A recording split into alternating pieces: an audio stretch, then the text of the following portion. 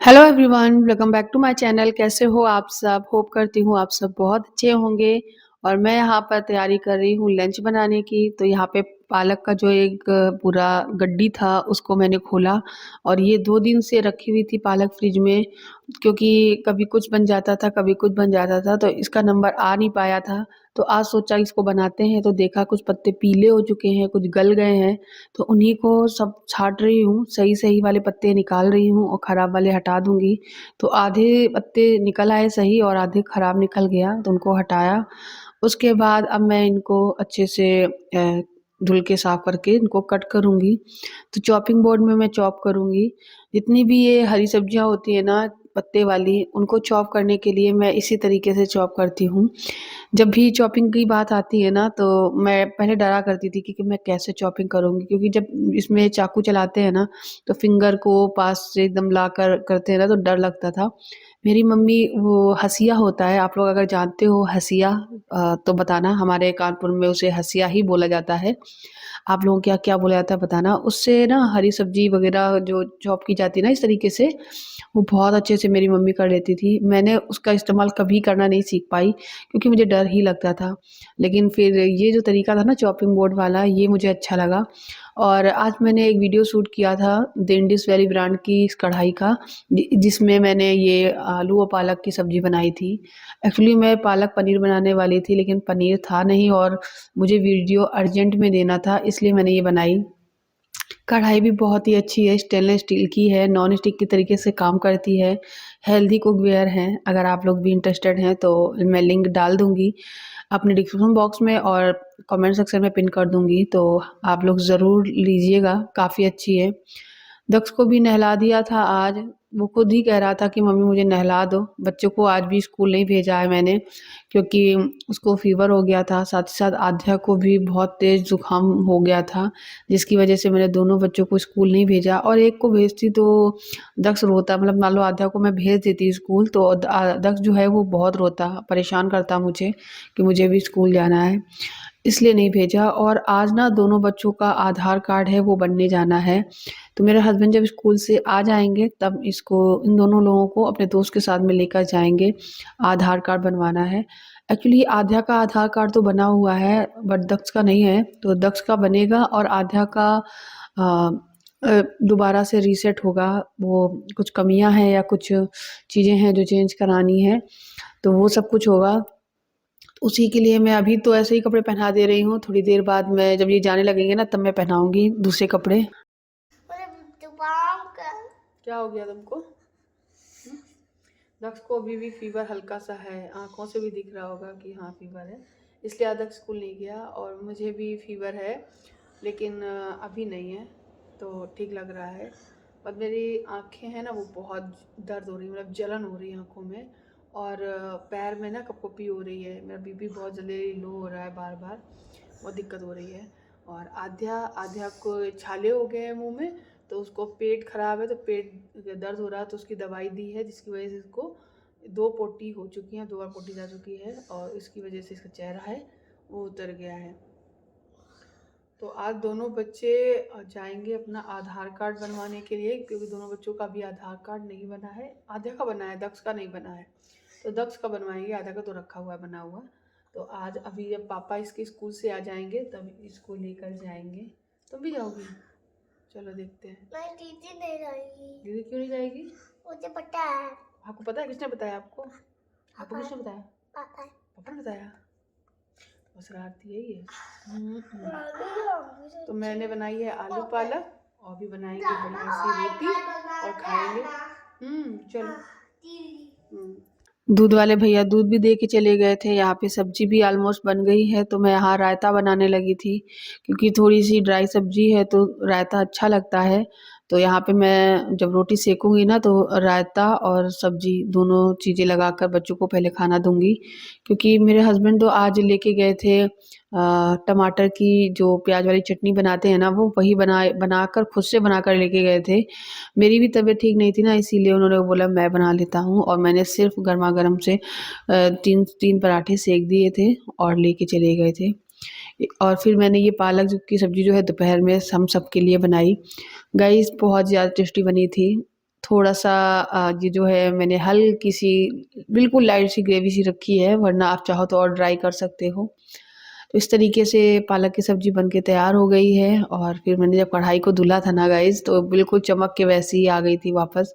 तो मुझे लगा कि हाँ, वाक़ई में ये कढ़ाई काफ़ी अच्छी है और आप ले सकते हो। मैं इस ब्रांड के ना कई बर्तन इस्तेमाल कर रही हूँ, वाक़ई में बहुत अच्छे हैं। अगर आप सच में इंटरेस्टेड हैं, अच्छे बर्तन खरीदना चाहते हैं, तो द इंडस वैली पे जाइएगा, ज़रूर आपको पसंद आएँगे। बस यहाँ पे गरमा-गरम रोटी सेक रही हूँ मैं और उसके बाद थाली लगा लूँगी।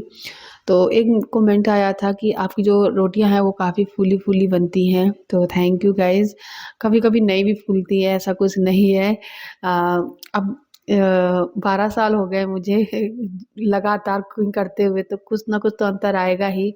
मेरी शादी को 12 साल हो गए। एक लोग बोल रही थी कि लगता नहीं है कि आपकी शादी को 12 साल हो गए। तो गाइज़ 12 साल तो हो ही गए हैं हमारी शादी को। और जब मेरी शादी नहीं हुई थी तब तो कभी-कभी ज़्यादा मतलब कुकिंग कर लेना ये सब रहता था और शादी के बाद तो लगातार कुकिंग वगैरह सब कुछ करनी ही पड़ती है। यहाँ पे इन दोनों लोगों की हो गई थी लड़ाई, बोल रहे थे कि मैं अलग खाना थाली खाऊँगा, तो फिर मैंने दक्ष की अलग थाली लगाई और उसके बाद मैंने पूरी गैस वगैरह साफ़ की, दूध भी उबल चुका है। तो मैं यहाँ पे गाने सुनते जा रही हूँ, कान में ईयरबड्स लगाए हूँ और गाने सुनते-सुनते ना काम ना जल्दी-जल्दी हो जाता है। और बस ये सारा काम मैंने निपटाया ही था, थोड़ी देर बाद ही हाँ, मेरे हस्बैंड आ गए थे। मतलब देर हो गई थी मुझे आज काम करते-करते, बहुत लेट खाना बनाना स्टार्ट किया था मैंने।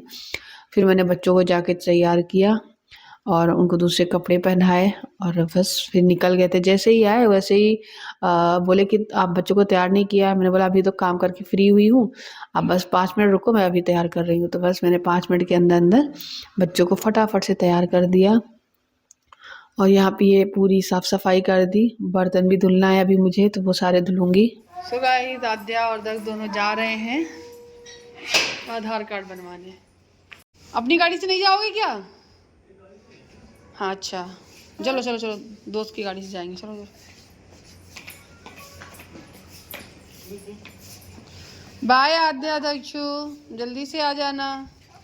Bye bye. Bye bye. क्या ढूंढ रहे हो आप? एक भी पेन नहीं है। हे गाइस, तो अभी बज रहे हैं शाम के 4। मैं थोड़ी देर के लिए लेट गई थी, आराम कर रही थी। तो मेरी आंखें समझ में आ रही कैसी हैं? ऐसे लग रहे हैं कि मतलब बहुत रोई हूँ या बहुत ज़्यादा सोई हूँ। दो में से कुछ तो लग रहा है, बस अजीब सी लग रही है मुझे।